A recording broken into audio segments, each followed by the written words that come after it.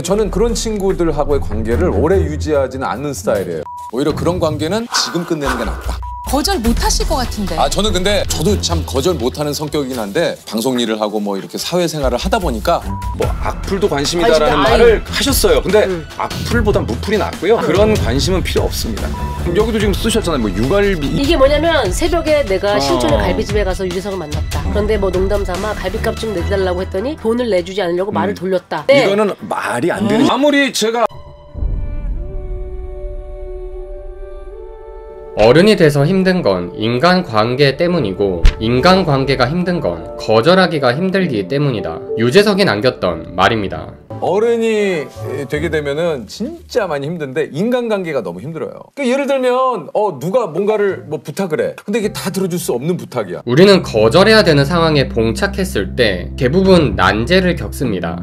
타인의 요구에 거절을 했을 땐 타인이 나에게 실망했을까봐 신경 쓰이고 타인의 요구에 응해줬을 땐 내가 피곤해집니다. 유재석도 원래는 거절을 참 못하는 사람이었다고 합니다. 하지만 이제는 다행스럽게도 거절을 잘하는 사람이 되었다고 하죠. 기억에 남는 거절이 한 번 있긴 하거든요. 제가 약간 조금 스스로도 좀 뭐 어떤 일 때문에 스트레스 받는 상황에서 어느 분이 같이 식사를 하자고 하시는 거여서 그분과의 식사는 제가 이제 오케이. 그래서 예 알겠습니다 했는데 그날 누가 오냐면요 하면서 제가 모르는 다른 분들 이야기를 딱 하시기 시작하는데 저 죄송한데 이제 대표님하고 식사는 오케이지만 새로운 분들까지 오시면 저는 그거는 좀 제가 감당하기 힘들 것 같아서 그분들과의 식사는 조금 저는 힘들 것 같습니다 했더니 세호씨 되게 이분들 알아두면 좋을 것 같아요 라고 하길래 제가 저도 모르게 근데 죄송한데 제가 그분들을 별로 알고 싶지가 않아서 이 약속은 제가 좀 힘들 것 같은데요 라고 끊었어요. 그래서 끊고 나서 내가 왜 그랬지? 이분 괜히 상처드는 거 아니야? 근데 잘했는데. 거절 못 하실 것 같은데. 저는 근데 저도 참 거절 못하는 성격이긴 한데 방송 일을 하고 뭐 이렇게 사회생활을 하다 보니까 오히려 이것을 확실하게 해야 상대방과의 관계가 오히려 오래 유지가 된다. 되는 건 된다, 안 되는 건 안 된다. 빨리 얘기해 주자. 그래서 저는 결정을 되도록이면 좀 굉장히 빨리 하는 편이고. 재석아 녹화 중이니? 아니 뭐 잠깐 지금 일하고 있어요. 나 한 2억만 좀 급히 해줄 수 있니? 2억이요? 지금 뭐 어디다 뭐 쓰실 일 있으세요? 너밖에 생각나는 사람이 없다. 먹는다고 좀 얘기 좀. 이렇게 유재석은 솔직하고 빠르게 거절을 잘해야 하는 이유는 다름 아닌 이렇게 하는 것이 더 관계를 지속적으로 만들어주기 때문이라는 말을 하죠. 근데 만약 거절했다고 관계에 갈등이 생기면? 이라고 생각하실 수 있습니다. 하지만 유재석은 이럴 땐 그냥 단호하게 관계를 끊어버린다고 말하죠. 만약에 이 부탁을 내가 정중하게 거절을 했는데도 그 사람이 나에 대해서 이 사람 좀 그러네 라는 생각을 가졌다면 오히려 그런 관계는 지금 끝내는 게 낫다. 유재석 마냥 착한 사람인 줄 알았는데 아니었구만 이라고 생각하실 수 있지만 유재석은 마냥 착한 것은 좋은 것이 아니라고 전하죠. 요즘 이제 그런 생각이 좀 들어요. 내 스스로 감당할 수 있는 만큼의 척만 하자. 착하다 상대방이 생각을 하더라도 내가 할 수 있는 만큼의 착한 척만 하면 되지 그 이상을 다른 사람들이 바라는 만큼은 그건 할 수가 없잖아요. 맞습니다. 똑같은 사람인데요. 이렇게 단호할 땐 단호하게 관계를 정리하는 유재석. 그는 정중한 거절을 이해하지 못하는 유형뿐만 아니라 다음과 같은 부류의 사람들 또한 별로 좋아하지 않는다고 합니다. 첫 번째, 연락이 지속적으로 잘 되지 않는 사람입니다. 이런 사람들은 굳이 관계를 유지하지 않는다고 하죠. 친구들 사이에도 연락 잘 안 된다는 친구들이거든요. 저는 그런 친구들하고의 관계를 오래 유지하지는 않는 스타일이에요. 몇 달 뒤에 뭐 며칠 뒤에 뭐 나타나가지고 그때 뭐 잠을 잤어. 잠을 잤는데 몇 달을 자. 깜빡 잠들었는데 한 3일 있다가 전화가 오더라고요. 두 번째, 비속어가 습관이 된 사람입니다. 유재석은 남들이 쓰는 욕을 듣기가 싫어 본인도 욕을 절대 쓰지 않는다고 하죠. 욕을 진짜 안 하려고 노력을 많이 했던 이유 중에 하나가 어느 순간 남한테 욕 듣는 게 너무 싫은데 내가 또 욕하는 것도 너무 싫어서 평소에 욕을 잘 그래서 안 하죠. 주변에서도 그렇고 가끔 뭐 유튜브니까 저한테 조금 더 편하게 해도 돼요? 막 이런 얘기를 하시는데 저는 이게 편해요. 유튜브라고 해갖고 막 과격하게 얘기하고 뭐 그건 안 해요. 사석에서도 형은 욕을 잘 안 해요? 전 안 해요. 그러나 어느 순간 욕하는 게 너무 싫더라고. 욕을 듣기도 싫고 내가 하는 것도 너무 싫어서 욕을 잘 안 해요. 실제로 내가 하는 말과 행동이 내 인생을 만들어간다라는 것을 실제로 많이 느끼거든요. 평소에 욕을 많이 하면 진짜 욕할 일들만 생기더라고요. 그렇죠. 마지막으로 꼭 비속어가 아니더라도 부정적인 말을 자꾸 하는 사람입니다. 타인의 어떤 그 상황을 대하는 이 자세에 대해서 한번 생각을 해봐야 돼. 보통 근데 주변에 있으면 축하하는 마음이 크지만 야 이럴 때일수록 잘해야 된다. 그러니까 이런 것들을 먼저 얘기를 하다 보니까 이게 좀 충분히 좀 그 본인의 감정 감정이나 이런 것들을 주변하고 소통할 수 있는 그 기회가 좀 줄어드는 것 같아요.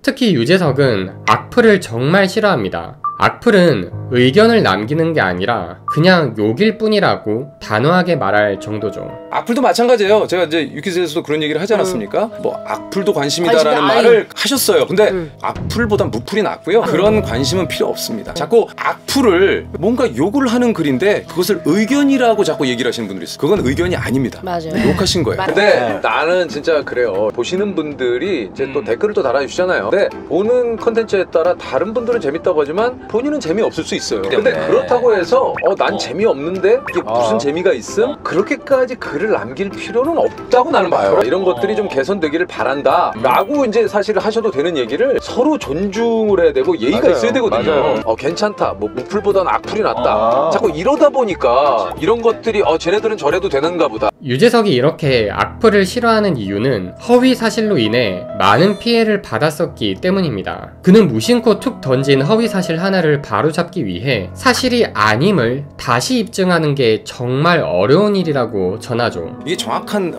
이 소문의 유포자를 잡아내기가 굉장히 힘들고 그리고 시간이 잡아내더라도 오래 걸려요. 시간이 오래 걸려서 잡고 보면 여러 가지 루머들은 이미 다 사실은 사람들에게 소비되고 끝났기 때문에 관심밖에 얘기해요. 그래서 궁금해하지 않아요. 여기도 지금 쓰셨잖아요. 뭐 유갈비 이게 뭐냐면 새벽에 내가 신촌의 갈비집에 가서 유재석을 만났다. 그런데 뭐 농담 삼아 갈비값 좀 내달라고 했더니 돈을 내주지 않으려고 말을 돌렸다. 이거는 말이 안 되는. 아무리 제가 뭐 TV에서 많이 봤고 뭐 그렇다 하더라도 갈비값을 내달라는 게 말이 됩니까? 근데 이거는 말 그대로 없는 일이에요. 악의적이고 나쁜 분들을 쓰시는 분들은 그 댓글이 본인의 인생을 만든다는 거 분이 좀 아시죠?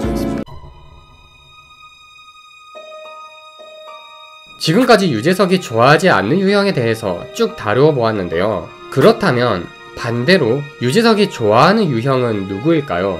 첫 번째는 바로 말보다는 행동으로 보여주는 사람이라고 합니다. 진짜 어떤 말보다도 삶으로 어떤 직접 떠오르는 분이 김혜전 쌤이에요.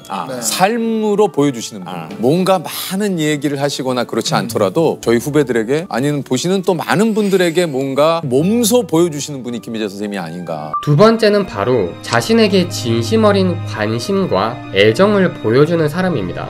놀랍게도 유재석은 과거 방송계에서 무시를 받던 사람이었는데요. 이런 그에게 관심과 애정을 쏟아 유재석이 지금의 자리에 설 수 있게 도와준 사람이 있었다고 하죠. 자신만의 매력은 어떻게 1위를 자꾸 하시는 건지. 사실 제가 뭐 개인기가 있는 것도 아니고 뭐 개그맨으로서 뭐 아시겠지만 울렁증에 여러 가지에 있어서 항상 그런 컴플렉스가 굉장히 많이 있었기 때문에 어느 날 차를 타고 막 가는데 갑자기 이제 전체적인 스케줄이나 이런 것들을 봐주시는 그 분이 계셨거든요. 희극인실에. 근데 그 분이 전화 와서 오빠 오늘 안 오셔도 될 것 같아요. 근데 나 캐스팅 됐다고 그랬었는데 그분이 저를 이제 배제를 시킨 거죠. 그래서 괜찮아 하고 제가 너무 울었어요. 캐스팅이 안 된 걸 떠나서 역할도 뭐 어마어마한 역할이 아니에요. 근데 이 작은 역할까지 하는 것조차도 그분은 그렇게 싫은 건가? 그게 너무 서글펐어요. 김석윤 PD님은 실제로 그 당시에 제 스스로도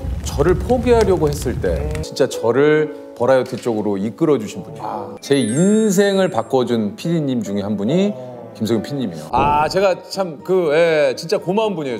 저한테 처음으로 메뚜 기타를 씌우신. 너랑 나랑 너 무명태 한 6년 정도 있었나? 제가 버라이어티 오고 나서 유재석 씨를 이제 같이 하자고 했는데 그 마지막 코너는 되게 좀 선한 코너여서 네가 잘 맞았지 맞게. 근데 이제 그 당시에 뭐 이휘재, 강호동, 뭐 남희석 이런 쪽이 탑급이었으니까 그 친구들이 안 나오니까 일반인들이 넌 못 알아본다는 거야. 그래서 이제 뭔가 캐릭터를 줘야 되겠다 싶어서 이제 그때 유재석 씨는 메뚜기랑 방방곡곡을 이리 뛰고 저리 뛰어다니는 메뚜기 유재석입니다. 좀 유명한 사람 아니면 스튜디오를 안 불렀었는데 유재석 씨를 스튜디오에 처음 한번 불렀었어요. 제가 처음으로. 근데 녹화를 하고 있는데 객석들 반응이 막 이렇게 무너지는데 됐다라는 생각이 딱 들어서 저는 유재석 씨의 인생이 바뀌는 그 순간을 누구보다 빨리 목격했던 사람이라고 표현하는 게 제일 좋을 것 같아요. 이 개그맨들 그룹 중에서는 굉장히 노멀한 평범한. 근데 그런 사람이 대박이 나고 롱런을 할 수 있다. 왜냐하면 한번 빵 터지고 나면 그 소재로 이제 고갈돼 버리는 경우가 굉장히 많거든요. 은은하게 오래 가야 되는데 굉장히 소탈하고 솔직하고. 저는 그 김석윤 PD님의 이 따뜻한 어떤 그 신인을 보는 이런 PD님들이 좀 계셔야 된다고 생각을 하거든요. 제가 그랬듯이 한 사람의 관심이 한 사람의 그런 그 어떤 관심과 애정이 어떤 사람의 인생을 바꿔놓을 수 있겠구나. 만약에 진짜 김석윤 PD님이 그때 만약에 그때 나를 버라이어티로 이끌어주지 않았다면 그 나태주 시인님이 그러셨잖아요. 자세히 보아야 예쁘다. 바로 그 PD님이 저를 그렇게 봐주신 거죠. 그 한 분이 아니었으면 저는 진짜 오늘 이 자리에 제가 뭘 하고 있었을지 모르겠습니다만 없었을 수도 있죠. 우리는 스펀지와 같은 존재입니다. 스펀지를 깨끗한 물에 담그면 깨끗해지지만 더러운 물에 담그면 때가 탑니다. 마찬가지로 좋은 사람들이 주변에 있어야 나도 좋은 사람으로 물들 수 있습니다. 오늘의 영상을 통해 내 주변 사람들 중에 가까워져야 할 사람, 멀어져야 할 사람에 대해 잘 점검할 수 있는 기회가 되셨으면 좋겠습니다. 감사합니다.